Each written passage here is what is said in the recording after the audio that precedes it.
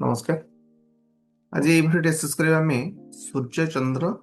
ज्योति बा सूर्य चंद्र कॉम्बिनेशन आपनको जदि जातक थाए ताहले ताकू आपण केमती हिसाब रे नियंती बा केमती काम करिथाए।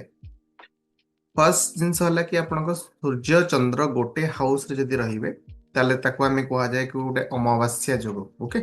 अमावास्या जदि आपनको सूर्य बा डिग्री वाइज आपण जतले देखिबे तो सूर्य को पछ जदि ट्रेल हेकी बा आपनको पछ पछरे चंद्र अछंती बा सन एंड मून पाखापाखि अछंती वन हाउस रे अछंती तो जदि डिग्री पाखापाखि आपनको समान थाए ताहले सितरे आपण अमावास्या रे जन्म होइतांती। जदि डिग्री किछि किछि परिमाण रे कम थाए ताहले से क्षेत्र रे आपण भाई परिबे कि आपण जन्म होइतांती आपण चतुर्दशी किंबा त्रयोदशी तिथि अनुसार आपण जन्म होइतांती।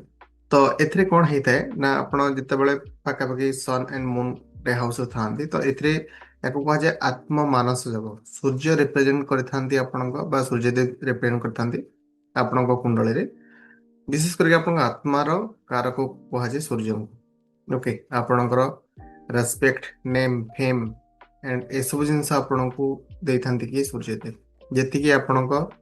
कुंडली रे आपणकर जातक रे जेति आपणकर सूर्य स्थिति भल थी तो से क्षेत्र में आपको से नेम फेम बा रेस्पेक्ट पोजिशन आपको मिल। ओके, रेस्पेक्ट पोजिशन भी सूर्य आपको रिप्रेजेंट करथांती। मून कौन मून आपणकर इमोशनल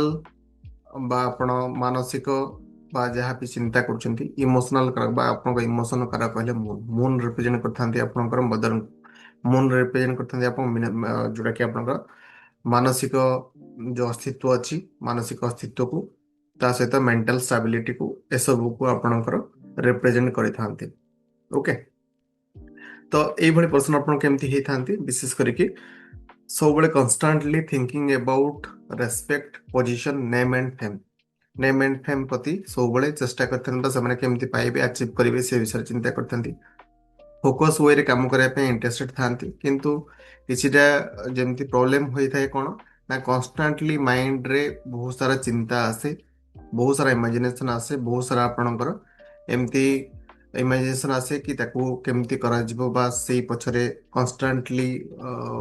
आपणको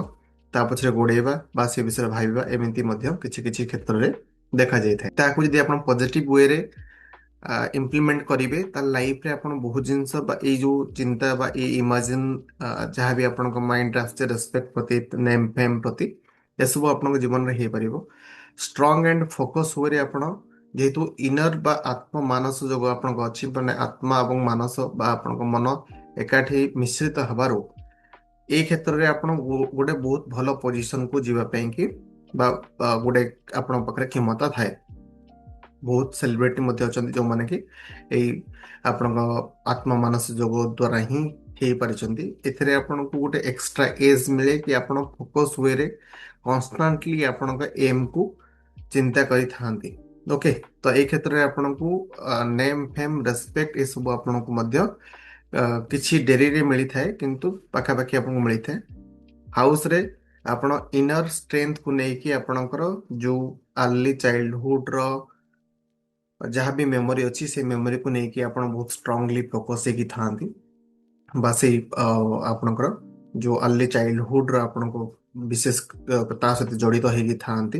एवं ता सहित आपण देखिए कि विशेष ए क्षेत्र देखा जाए कि आपण हाउस रे मे बी मदर नर्चरिंग अधिका थाए फादर ठारू तो से आपणकर गोटे मदर जो आपणकर